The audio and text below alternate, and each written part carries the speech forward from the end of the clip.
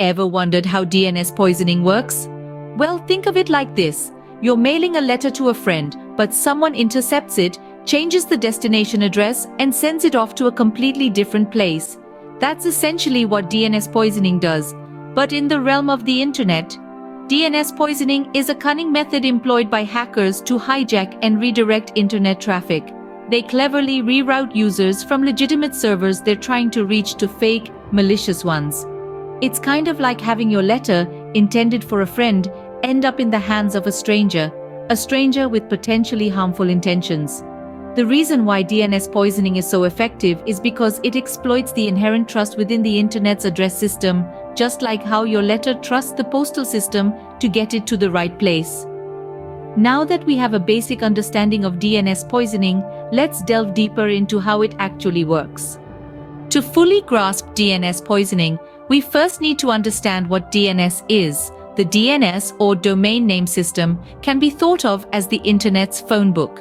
It's a system that translates complex numerical IP addresses into human-friendly URLs that we can easily remember and type into our browsers. Let's break it down further.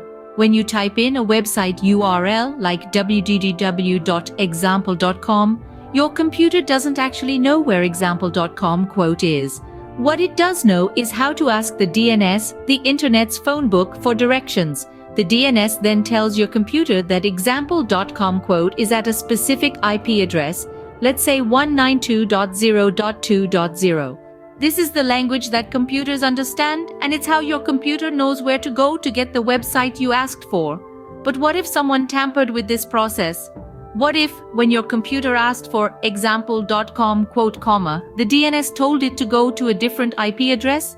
This could lead your computer to a completely different website, perhaps one designed to steal your information or infect your machine with malware. This is the essence of DNS poisoning.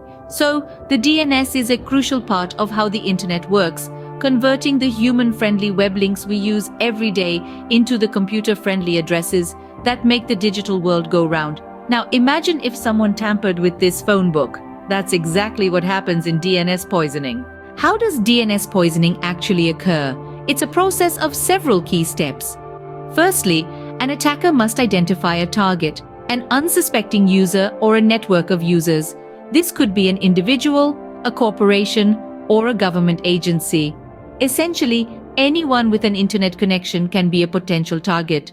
Once the target is identified, the attacker's next step is to exploit vulnerabilities in the domain name system.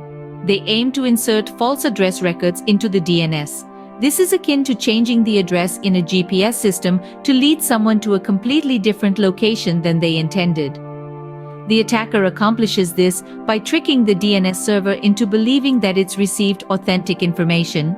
They may do this through a variety of methods, including cache poisoning, where the attacker floods the DNS with data to overwhelm it, or through a man-in-the-middle attack, where the attacker intercepts and alters communication between the user and the DNS server. When the DNS server receives these false address records, it's duped into thinking they're legitimate. It then stores this incorrect information in its cache and uses it for future reference. From this point forward, whenever the server is asked to resolve the domain name of the targeted website, it refers to the poisoned cache and provides the false IP address. This causes the DNS to redirect traffic to the attacker's server instead of the intended one. It's like a digital sleight of hand where the attacker tricks the user into visiting a fraudulent website while they believe they're heading to the legitimate one they typed into their browser. The attacker can then use their replicated website to fish for user information, distribute malware, or conduct other nefarious activities, all while the user is none the wiser. The user's trust in the DNS system is exploited, turning a tool designed for ease and efficiency into a weapon. The result? Users unknowingly land on fraudulent websites, thinking they're on the legitimate site they intended to visit. So, what can happen when DNS poisoning succeeds? Well, let's delve into the potential consequences. One of the most common outcomes is phishing attacks. This is when users are redirected to fraudulent sites that mimic legitimate ones.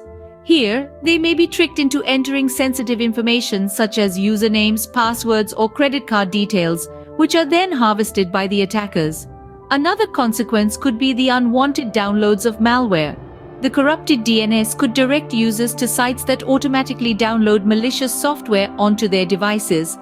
This software can then be used to gain unauthorized access, steal data, or cause general havoc. Data breaches are another serious outcome. With the help of malware or through direct access, attackers can gain access to databases and extract vast amounts of sensitive data. The effects can be devastating, from identity theft to significant financial loss. In our next scene, we'll explore how to protect against DNS poisoning, so stay tuned. The question now is, how can we protect ourselves against DNS poisoning? The first step is to regularly update your software. This might seem like a no-brainer, but it's surprising how many of us ignore those pesky update notifications. Each update typically includes patches for known vulnerabilities, which could be exploited in a DNS poisoning attack, so don't procrastinate on those updates. Next, consider using secure DNS servers. Your choice of DNS server can greatly influence your vulnerability to DNS poisoning. Some servers are more secure than others, offering features like DNS over HTTPS, which provides an extra layer of security by encrypting DNS queries. Lastly, let's talk about DNSSEC or DNS security extensions. DNSSEC is designed to protect against DNS poisoning by adding a layer of authentication to DNS responses. It uses digital signatures to verify the authenticity of DNS data, making it much harder for attackers to spoof DNS responses. While DNSSEC can't prevent all forms of DNS poisoning, it's a powerful tool in your defense arsenal. But remember, no single measure is foolproof. It's about layering these defenses to create a robust shield against DNS poisoning. And of course, staying informed and vigilant. Cybersecurity isn't a one-and-done deal. It's an ongoing process that requires your attention and effort. Remember, the best defense against DNS poisoning is a combination of awareness, vigilance, and the right protective measures.